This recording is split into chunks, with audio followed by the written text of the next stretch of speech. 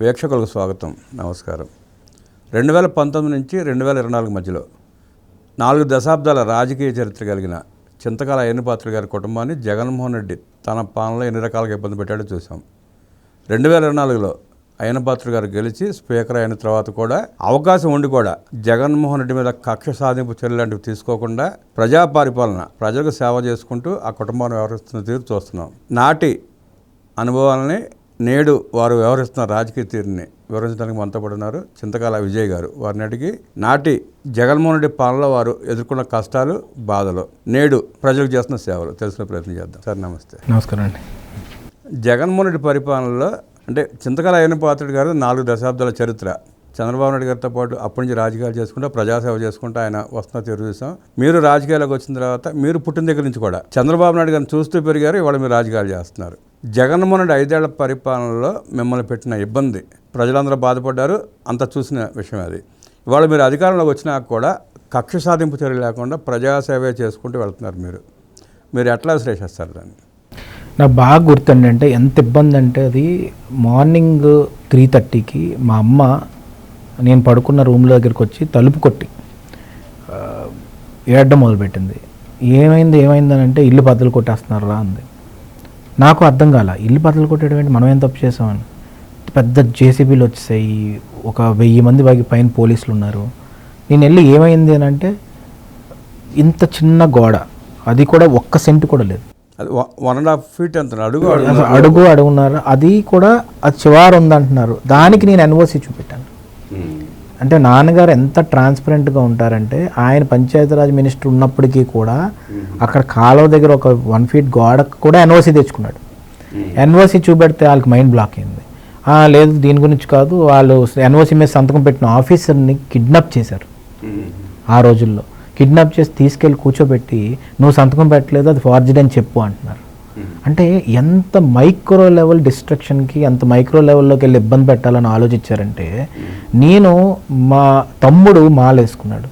మాలేసుకుంటే అయ్యప్ప స్వామి మాలేసుకుంటే ఆ అంబలం పూజకి వెళ్ళాను. వెళ్ళంటే అక్కడ కానిస్టేబుల్ చూసి నైట్ 250 మంది పోలీసులు ఇంట్లోకి వచ్చేసారు.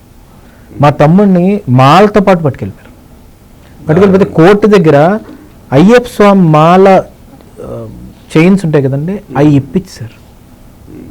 అంటే ఎంత మానసికంగా ఇబ్బంది పెట్టాలో అంత మానసికంగా ఇబ్బంది పెట్టి నాన్నగారు ఎయిర్పోర్ట్లో దిగిన వెంటనే ఒక బొలేరోలో ఎత్తుకొని తీసుకెళ్ళిపోదామని ప్లాన్ చేశారు. అది ఏమనుకుంటే 7 సార్లు మంత్రి చేసి 10 సార్లు పోటీ చేసి ఒకసారి ఎంపీ చేసిన వ్యక్తికి ఎంత ఇబ్బంది పెడితే ఒక సామాన్యుడి పరిస్థితి అని మాకు అనిపించింది. ఒకరోజు ఉదయం అండి 2:30కి నేను స్కూటీ మీద బయటకు వెళ్ళిపోవాల్సి వచ్చింది ఇంటిలోంచి. ఇక్కడ మా అమ్మాయి 5 ఏళ్ళ అమ్మాయి ఉంటే ఆమె దగ్గరికి వచ్చి ఎంక్వైరీ చేయడం మొదలుపెట్టారు. ఇక్కడికి పోలీసులు వచ్చి తిరిగారు. మా అమ్మాయి బర్త్డేకి వెళ్ళలేకపోయాను నేను. అంత దారుణంగా ఇబ్బంది పెట్టి ఏడిపించి వణికిపోయే పరిస్థితి వస్తే ఆ రోజు కార్యకర్తలు, తెలంగాణ కార్యకర్తలకి వాళ్ళకి దండం పెట్టాలి, అందరూ వచ్చారు. అయితే ఆ రోజు ఏంటంటే నాకు ఎంత బాధ అనిపించింది అంటే, నేను ఏం తప్పు చేశాను, ఏం చేసాం. పోనీ ఎఫ్ఐఆర్లు అన్నీ చూస్తే ఒక్క అవినీతి ఎఫ్ఐఆర్ కాదు కదా, అన్ని సోషల్ మీడియా పోస్టులు అంటారు, ఇది అంటారు. సిఐడి ఎంక్వైరీకి పిలిచారు. నేను వెళ్తే ఆ సిఐడి ఎంక్వైరీలో ఏం చెప్తాడంటే, నీ ట్విట్టర్ హ్యాండిల్ ఎవరు నడుపుతాడు, ఈ సోషల్ మీడియా ఎవరు నడుపుతున్నారు, ఇదే మాటలు తప్ప ఒకటి మాట్లాడలే. ఈరోజు నేను ఒకటి చెప్తానండి, వీళ్ళు లిక్కర్ అవినీతి, లిక్కర్ మే స్కామ్, మైన్ మే స్కామ్, వైన్ మే స్కామ్, ఇన్ని స్కాములు చేసి ప్రజల మాంసం మీద బతికి వాళ్ళు డబ్బులు తీసుకొని వాళ్ళు ఏం బతుకుతున్నారు మాకేం అర్థం కావట్లా. అయితే ఈరోజు మీరు ఒక క్వశ్చన్ అడిగింది ఏంటంటే, స్పీకర్ అయిన తర్వాత ఈ 1 సంవత్సరంలో సాటిస్ఫాక్షన్ ఏంటంటే 340 కోట్లతో నర్సీపట్నంకి నిధులు తీసుకొచ్చగలిగారు ఆయన. ఆయనకున్న పరపతితోటి, ఆయనకున్న గౌరవంతో చంద్రబాబు నాయుడు గారు ఇచ్చిన ఆ బంధులాగే చూసుకుంటారు ఆయన వచ్చారంటే ఏం కావాలని అడుగుతారు, ఆయన నియోజకవర్గం గురించి అడుగుతారు, మాకు ఇరిగేషన్ ప్రాజెక్ట్స్ ఉన్నాయి అన్నీ మాట్లాడి. సో ఇంత అభివృద్ధి చేయడానికి అవకాశం ఇచ్చిన కూటమి ప్రభుత్వంలో ఉన్న నాయకులందరికీ మేము కృతజ్ఞతలు చెప్పుకోవాలి. అయితే మీరు అన్నారు కక్ష గురించి. నాన్నగారు అయ్యన్నపాత్రుడు గారు ఒక్కటే ఐడియాలజీ అండి, ఏంటంటే అది కక్ష తీర్చుకోవడానికి వెళ్ళిపోతూ కొలిది మనం ఇంకా అది ఆగదు. కత్తితోనే అవుతుంది ఇలా అంటారు, కానీ మనం ఏ రోజైతే రాజకీయాల్లో కత్తి పట్టుకోవడం లేకపోతే బుల్లెట్ పట్టుకున్నాం, గన్ పట్టుకున్నాం స్టార్ట్ చేస్తే అది ఇప్పటికీ ఎండింగ్ పాయింట్ అనేది ఉండదు. సో దాంతో ఏంటంటే ఆయన ఒకటే అన్నారంటే, ఇప్పుడు పోలీసుల మీద కక్ష తీర్చుకుంటే ఎవరి మీద తీర్చుకుంటాం. ఇప్పుడు మా అమ్మాయిని ఎంక్వైరీ చేసిన వ్యక్తి రాజు, ఆయన పేరు కూడా మర్చిపోయానంటే, అసలు ఎవరైనా కక్ష ఉంటే పెట్టుకుంటారు మైండ్. ఆయన గన్నవరంలో ఇప్పుడు ట్రాఫిక్ పని చేస్తున్నాడు. ఎయిర్పోర్ట్ దగ్గర చూశాను, తను సస్పెండ్ చేయించవచ్చు. కానీ మేము అలా ఆలోచిస్తామంటే తనకి ఎవరో ఆర్డర్స్ ఇచ్చుంటారు, చేసి ఉంటుంటాడు. కానీ ఆ చేసిన వాడిని జనాలకు శిక్షించాలన్నది మా భావన అండి. ఇప్పుడు ఎవరైతే అరెస్ట్ అయ్యారో అందరూ నీచప్ప పనులు చేసిన వర్స్ట్ ఫెలోసే, ఆడవాళ్ళని అసభ్యకరంగా తిట్టిన వాళ్ళందరూ అరెస్ట్ అయ్యారు. ఒక్క జాలి లేదు, భయం లేదు, ఏం లేదు. అది మేమేమనుకుంటామంటే పోలీసులు ఆల్రెడీ ఆ ఇన్వెస్టిగేషన్ జరుగుతుంది, దానికి ఏదో చేస్తారు. మా తమ్ముడు కూడా బిజినెస్ పెట్టుకుంటే ఆ బిజినెస్లోంచి బయటకు వస్తారు. ఇన్ని అరాచకాలు చేసినా కూడా మేము భరించాము, దానికి ప్రజలు ఆ తీర్పు ఇచ్చారు. ఇప్పుడు మేము అదే పని చేసుకుంటూ పోతే మాకు టైము అభివృద్ధికి ఇంకా అవ్వదు. కాబట్టి మాకు నర్సీపట్నం మీద కృతజ్ఞత ఏంటంటే ఏదో ఒకసారి 2 సార్లు అయినా కానీ ఓడిపోయినా, తాతయ్య గారు 1962లో ఎమ్మెల్యే అయినప్పటి నుంచి మేము అయ్యన్నపాలెం ఒక ఊరే ఉంటుంది, ఆ ఊరు మొత్తానికి దానం చేశారు వాళ్ళు ఆ ల్యాండ్స్ అన్ని. ఆ రెస్పాన్సిబిలిటీ ఇప్పటికీ మేము తీసుకుంటున్నాం, ఆ రెస్పాన్సిబిలిటీ మీద వెళ్తున్నాం కాబట్టి ఆ ట్రాన్స్పరెన్సీ మెయింటైన్ చేస్తున్నాం. సో తాతయ్య గారు అయ్యారు, తర్వాత నాన్నగారిని గెలిపించారు, ఇన్నిసార్లు గెలిపించారు, ఆల్మోస్ట్ ఇప్పుడు 7 సార్లు 8 సార్లు గెలిపించారు. ఇన్నిసార్లు గెలిపించిన ఆ ఊరిని ఏదో ఒకసారి తప్పు చేశారని చెప్పి వాళ్ళ మీద మనం కోపం చూపెట్టలేదు. సో ఆ గ్రాటిట్యూడ్ మీద ఒకటే అంటారు ఏంటంటే డెవలప్మెంటే దారి చూపెడుతుంది, మనం అభివృద్ధి చేసుకుంటూ పోదాం, వాళ్ళకి ఇష్టం లేకపోతే మనం. అందుకే ట్రెడిషనల్గా ఆ పొలిటీషియన్స్ ఉన్నారు కాబట్టి నాన్నగారు ఈరోజు కూడా అభిమానం, గౌరవం ఉంటుంది.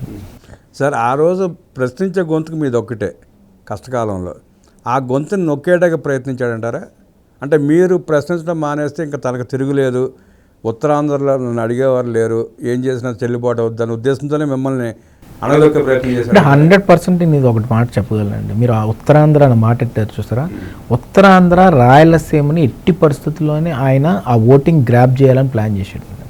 విజయనగరం 100% సీట్స్కి వెళ్ళడం, శ్రీకాకుళంలోని మా ఒకటే పోయింది, మిగతా అన్ని గెలిచారు. వైజాగ్ టౌన్ తప్ప మిగతా రూరల్ అంతా గెలిచాడు. సో ఉత్తరాంధ్రలో బీసీ వర్గాలు ఉన్నాయి, బీసీని మొత్తం మనం క్యాప్చర్ చేసుకొని రాయలసీమ 50 సీట్ల దాకా మనం క్యాప్చర్ చేసుకొని ఈస్ట్ వెస్ట్ స్వింగ్ కొడితే నేను ఎప్పటికీ గెలుస్తూనే ఉంటాను అనే భావం తెలియగానే తప్పులు లెక్కేసాడు. ఏంటో తప్పులు లెక్క అంటే విజయసాయిరెడ్డి లాంటి మెంటాలిటీ ఉన్న మనిషిని అక్కడ పెట్టి ఇంప్లిమెంట్ చేయించడం, రామ్ తీర్థం దగ్గరికి రాముడికి ఏదో కష్టం వస్తే వెళ్తే అక్కడ అరెస్ట్ చేయించడానికి ప్లాన్ చేసి 307 కేసులు వేసి అక్కడ బీసీ అయిన కళా వెంకట్రావు గారి మీద కేసు వేయడం, అచ్చినాయుడు గారి మీద కేసు వేయడం, శిరీష గారిని హింసించడం, మమ్మల్ని హింసించడం, అందరినీ అశోక్ గజపతిరాజు గారిని అందరినీ చేసరికి ఉత్తరాంధ్ర ప్రజలందరూ అబ్జర్వ్ చేశారు. ఎప్పుడు ఉత్తరాంధ్ర ప్రజలు ఏంటంటే సైలెంట్గా అబ్జర్వ్ చేస్తారు, టైం వచ్చినప్పుడు చూపెడతారు. అదే జరిగింది ఈరోజు. మీరు చూడండి, అంత స్వీప్ కంప్లీట్. సో తన తప్పులు లెక్కలని తను అర్థం చేసుకునే లోపల తన టైం అయిపోయింది. సో నేనేమంటున్నానంటే అక్కడ ఫస్ట్ టైం చూడడం అండి అవన్నీ. సభమహారి గారు ఇల్లు పగలగొట్టినప్పుడు కానీ, ఆయన లేరు ఇప్పుడు, ఆయన ఇల్లు పగలగొట్టినప్పుడు కానీ, గీతం కాలేజ్ పగలగొట్టినప్పుడు కానీ, రామ్ తీర్థం ఇన్సిడెంట్ జరిగినప్పుడు 307 కేసులు వేసి లారీలు అడ్డంగా పెట్టడం కానీ, లేకపోతే బే పార్క్ని క్యాప్చర్ చేయడం కానీ, మమ్మల్ని బిజినెస్లోంచి బయట తోయడం కానీ, ఇవన్నీ మేము ఫస్ట్ టైం చూసాం. మర్డర్ చేయడం, కిడ్నాప్లు చేయడం కానీ, ఇవన్నీ అంటే ప్రజెంట్ ఎంపీ వాళ్ళ ఫ్యామిలీనే కిడ్నాప్ చేయించారు. సో ఇవన్నీ చూసేసరికి మాకు ఏమనిపించింది, రాజకీయం మారిపోయింది అనిపించింది. కానీ ఆ రాజకీయం మనం చేయలేము, ఎందుకంటే ఆ డిసిప్లిన్ అలాంటిది టీడీపీది. టీడీపీ ఈ రోజుకి కూడా మీరు అబ్జర్వ్ చేస్తే ఎవరైనా ఉమెన్ని అబ్యూజ్ చేసినా ఏం చేసినా కూడా వెంటనే సస్పెండ్ చేయడం, ఇవన్నీ ఏంటంటే ఐడియాలజీ, ఆ రూట్స్ స్ట్రాంగ్ ఉంటేనే జరుగుతుందండి. అది అలాంటి లీడర్షిప్ ఉండడం మా అదృష్టం. ఏమైనా మేము లైన్ దాటినా కానీ వెంటనే వాళ్ళు కాషన్ చేస్తారు. మీరు అబ్జర్వ్ చేయండి, నేను ఏమనుకున్నా అంటే స్టేట్ జనరల్ సెక్రటరీ అయ్యాక నేను అనుకున్నా వైజాగ్ వరకు మెంటాలిటీ ఉంటుందేమో, శ్రీకాకుళం విజయనగరం మా ఉత్తరాంధ్రకి మెంటాలిటీ అనుకున్నా. కానీ టీడీపీ జెండా భుజస్కంధాల మీద వేసుకున్న ప్రతి ఒక్కడికి కూడా స్టేట్ మొత్తం మీరు తీసుకుంటే ఒకటే మెంటాలిటీ. ఆ డిఎన్ఏలో ఏముంటుందని నేను చంపేస్తాను కానీ చేయలేడు. ఎందుకంటే ఆ మంచితనం, ఆ రూట్స్ అలా స్ట్రాంగ్ ఉంటాయండి. అదైతే నేను అధికారం వచ్చిన తర్వాత అభివృద్ధి తప్ప రెండో కార్యక్రమం ఉండదని గుర్తుండదు కూడా, గుర్తుండదు. రెండోది ఏంటంటే ఆ విధంగా ఒక మనిషిని హింసించాలి, ఈ చిల్లర పనులు చేయాలన్న ఆలోచన రాదండి. అది ఆ రూట్స్లో లేదు, ఐడియాలజీలో లేదు టీడీపీకి. సార్ మీరు చంద్రబాబు నాయుడు గారు సీఎం అవ్వకముందే మీరు పుట్టారా? దాని ముందే పుట్టాను. చిన్నప్పటి నుంచి మీరు బాగా చూస్తున్నాను, దగ్గర నుంచి చూస్తున్నాను. ఆయన 30 సంవత్సరాల సీఎం యాత్ర ప్రయాణాన్ని కానీ, ఆయన 4 దశాబ్దాల రాజకీయ జీవితాన్ని కానీ ఎలా విశ్లేషిస్తారు సార్? నేను ఒక్కటే చెప్పదలుచుకుంది ఏంటంటే అలాంటి వ్యక్తి రాజకీయాల్లో, అది కూడా అలాంటి వ్యక్తి కింద లీడర్షిప్ కింద మేము పనిచేయడం చాలా అదృష్టం అండి. ఆయన రోల్ మోడల్. ఎలాంటి రోల్ మోడల్ అంటే ప్రతి ఒక్కరిని రోల్ మోడల్ అంటాం మనం, కానీ అలా ఎలాంటి రోల్ మోడల్ అంటే పాలిటిక్స్ని కూడా ఎక్స్పెరిమెంటల్ ల్యాబ్లో పెట్టి మనం ఎలా అయితే ఎక్స్పెరిమెంట్ చేస్తామో అలా ఇన్నోవేషన్గా ఆలోచించి ఇన్నోవేటివ్ థాట్ ప్రాసెస్ని తీసుకొచ్చి ఇన్నోవేషన్తో పాటు యాంబిషన్ పెట్టుకొని లాజికల్గా కంక్లూజన్ తెచ్చే వరకు కూడా ఆయన నిద్రపోడు. మీరు ఎన్ని ఇన్నోవేటివ్ ప్రోగ్రామ్స్ అండి, జెనోమ్ వ్యాలీ తీసుకోండి, హైటెక్ సిటీ బిల్డింగ్ తెస్తే అది జరగండి. మళ్ళీ జెనోమ్ వ్యాలీ ఎప్పుడుకు ఉపయోగపడిందండి? మొన్న కోవిడ్ టైంకి వ్యాక్సిన్స్ తీసుకురావడానికి ఉపయోగపడింది. So biotechnology, information technology, engineering colleges తీసుకొచ్చి స్కిల్ డెవలప్ చేయడం కానీ ఇవన్నీ కూడా ఒక ఎకో సిస్టమ్ తీసుకొచ్చి ఆంధ్రప్రదేశ్లో ఉన్న ప్రతి ఒక్కరి పర్ క్యాపిటల్ ఇన్కమ్ పెంచాలి, మనం యూరోప్ లాంటి కంట్రీస్ తోటి మనం పోటీ పడాలని ఆలోచించి స్టేట్మెంట్ ఆ రోజుల్లో ఇచ్చాడు. 75 మిలియన్ పాపులేషన్ మనకు ఉంది, యూరోప్ లాంటి కంట్రీతో మనం పోటీ పడవచ్చు అని ఆలోచించి సింగపూర్లో ఉన్న పద్ధతులను ఇంప్లిమెంట్ చేయడం. అయితే అవన్నీ ఏంటి అని అనుకునేవారు. అప్పుడులో ట్రికల్ డౌన్ ఎఫెక్ట్ అని ఒక వర్డ్ని తీసుకొచ్చి పిరమిడ్లో ఇంత సంపద సృష్టించి అది కిందకి పెనిట్రేట్ అవ్వాలని ఆలోచించి ఆ రోజుల్లో గ్లోబల్ ఫోరం అని పెట్టి గ్లోబల్ లీడర్స్ అందరిని ఇన్వాల్వ్ చేసి మీ సేవ తీసుకొచ్చి, జనభూమి తీసుకొచ్చి, ఆటోమేషన్ సబ్స్టేషన్స్ తీసుకొచ్చి, క్వాలిటీ కరెంట్ తీసుకొచ్చి, ఇన్ని పద్ధతులు తీసుకొచ్చి ఇంత ఇన్నోవేటివ్గా ఆలోచించిన పొలిటీషియన్ మీకు ఎక్కడ దొరకరండి.